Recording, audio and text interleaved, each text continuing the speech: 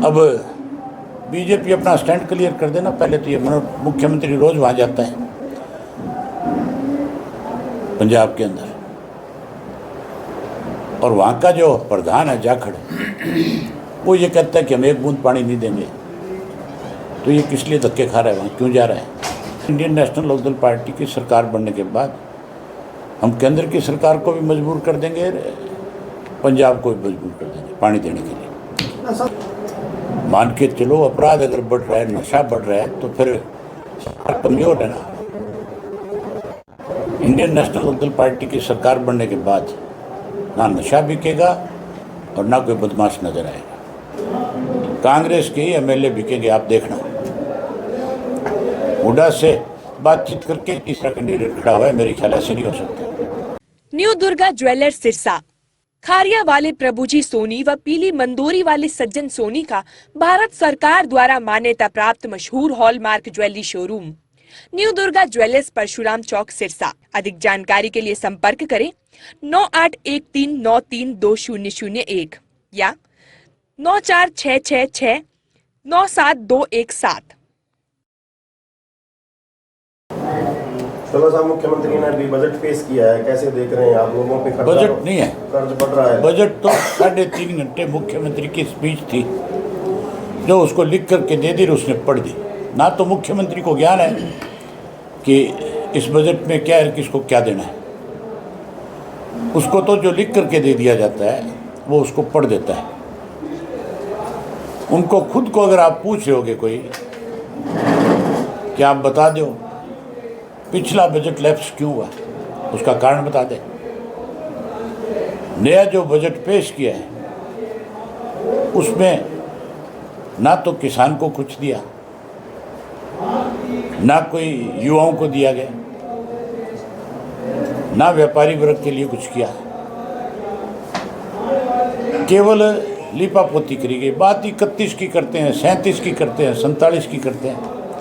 मौजूदा जो समय में जो ज़रूरत है उसको क्यों नहीं पूरा कर रहे भाई? ये कोई बजट नहीं है कि हम 31 में ये कर देंगे, 47 में विकसित भारत बना देंगे। तुम मौजूदा इस समय में क्या कर रहे हो? जो आज तुम्हारी सरकार है उसका क्या विजन है वो बताओ। विजन तो है नहीं। विजन तो एक है, कॉलोनियाँ काटो दीनदयाल के नाम से। कहा तो ये जाता है कि दीनदयाल के नाम से जो कॉलोनी कटती है उससे गरीब आदमी को फायदा मिलेगा, और रेट है जो लाखों लाखों रुपए गज के हिसाब से बिकती है। अपने चाहते लोगों को लाइसेंस दिए गए हैं, उनको लाइसेंस दे करके उनको लूटने की छूट दे रखी।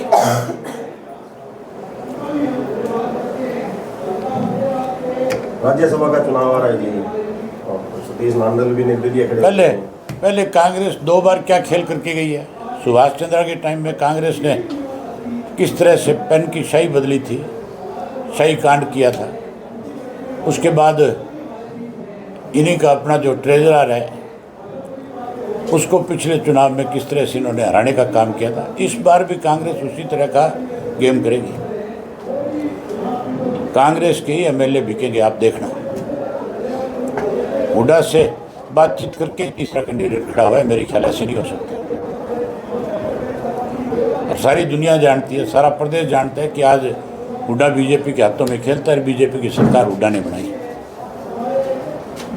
आईएनडी का क्या स्टैंड रहेगा सर राजस्थान चुनाव को लेकर? तेरे से पूछ के करूँगा फैसला।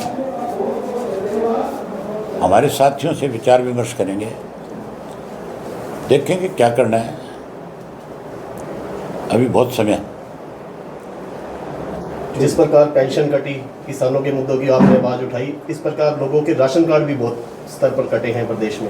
हमने राशन कार्ड के साथ साथ अभी हमारे साथियों की ड्यूटी लगाई है जो पूरे प्रदेश में एक एक गांव में, एक एक वार्ड में जा रहे हैं। जो पीले कार्ड काटे गए हैं, जो बनाए गए थे केवल वोट लेने के लिए, अब जिनके कटे हम उनसे मिलेंगे और उनसे फार्म भरवाएंगे कि आपका कब कार्ड बना, कब कटा। उनसे पूछेंगे खुल करके कि भी अगर आप अपने कार्ड बहाल करवाना चाहते हो तो फिर हम आपकी लड़ाई लड़ना चाहते हैं, आप हमारा साथ दो, हम सरकार को हर हालत में मजबूर करेंगे कि बनाए क्यों और काटे क्यों, कारण बता दें। सर, एक गौरव हैं बावल सीट से, उन्होंने एक आरोप लगाया है कांग्रेस पर, और साथ में उसकी गौरव की पत्नी है वो जनरल सेक्रेटरी रही है कांग्रेस के अंदर। उसने आरोप लगाया है कि मुझे बावल की टिकट के लिए करोड़ों रुपए मुझसे लिए गए और 2 साल बीत जाने के बावजूद भी मुझे वापस नहीं कर रहे हैं, ना मुझे टिकट दी गई है। उसको FIR लॉन्च करानी चाहिए। जिस किसी ने पैसे लिए हैं उसके खिलाफ FIR लॉन्च कराए जा करके। सर, प्रियंका गांधी के PA का नाम लिया है और हरियाणा के कुछ कांग्रेस के बड़े नेता, जिसका भी नाम लिया है उसके खिलाफ FIR कराओ जा करके। फिर सरकार का काम है उसके साथ न्याय करना। ये तो नई बात है ही नहीं। वीरेंद्र सिंह ने बहुत पहले ये कहा था कि राज्यसभा की टिकट कांग्रेस में 100 करोड़ रुपए में बिकती है। ये तो नई बात नहीं है, कांग्रेस ही पैसा लेकर के टिकट देते रहे। सर, पंजाब में आने वाले समय में इलेक्शन होने जा रहे हैं। हालांकि NLO हमेशा जल की लड़ाई लड़ती रही है।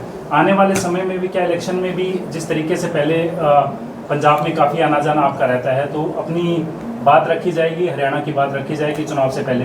पानी का जो मामला है ना, इसको राजनीतिक रंग देने की अब जरूरत नहीं है।